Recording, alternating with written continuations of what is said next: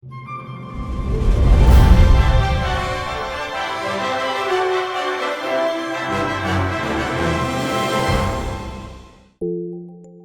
was born in Washington, D.C. area.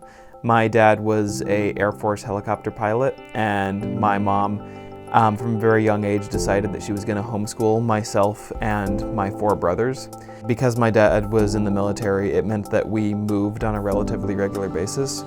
So throughout the course of my childhood, I lived in Washington, D.C., Germany, New Mexico, Alabama, Colorado, Maryland, New Mexico again. My 4 brothers, they were my closest friends growing up, and I had a hard time really making friends with other kids in the areas. Another constant factor in my childhood were Legos. They were what I always wanted for my birthday or for Christmas. And then when I was 11 years old, Lego released their Steven Spielberg Movie Maker Kit. Learn how to make your own movies with stop-motion animation. I spent the entire summer mowing the lawn every week, but then as soon as I had earned $200, my dad said, "Nah, you don't need to spend your money on that. Here, I have an old handy cam. I bought it for $400, I'll sell it to you for $200. So I got my first camera when I was 11 years old, and I started animating at that point. The temptation to give up is something that has been constant ever since I was, 11 or 12 and started off with my Lego animations. No matter what I did, my mom would think it was the best thing ever and kept me thinking my work is worthwhile. My dad's affirmation was also something that really kept me moving, and if I was able to pull off a project that made him laugh, that was something that I would be like, cool, I want to do that again. I spent 3 years doing Lego videos with my little handycam, and over the course of those 3 years, I produced almost 20 feature-length films. It was a good experience for me to start pushing the envelope and trying to make each movie a little bit better, even though they still weren't very good. At age 18, I went to Biola University, where I had decided, okay, my stop motion days are over. The only reason that I ever did stop motion was because I didn't have actors or equipment to do anything live action. So, now time to start working on live action stuff.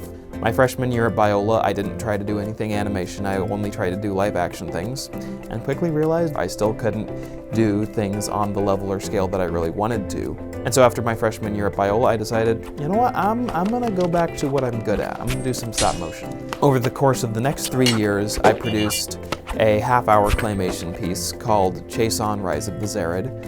I made some really good connections through that film. I got to go to San Diego Comic-Con, where I met people from Weta Workshop who were the artists on The Lord of the Rings. And it was around this time that Lego was releasing their Lord of the Rings line of toys.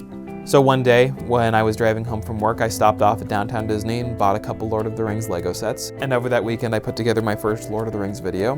Orcs. Not evil, just misunderstood. Posted on YouTube, and within a week had gotten almost 100,000 hits. So I thought, there could be a future in this.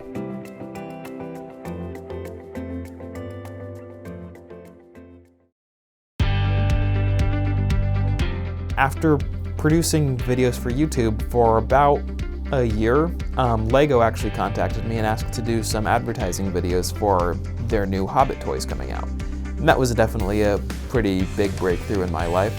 It was one of the first times that my talents had actually been recognized by a major company, and they were actually giving me money to produce something that I wanted to produce. I was 24 years old when I got my big break with Lego, and it was a very nice payoff to the past 13 years of all my stop motion work.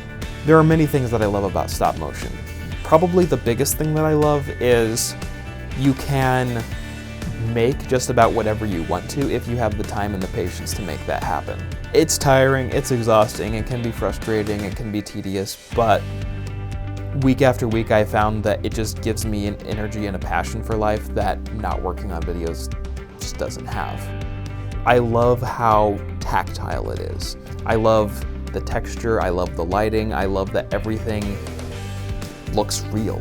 And I feel that's something that it brings to the table that neither 2D animation or 3D animation has to offer. I can't make success for myself.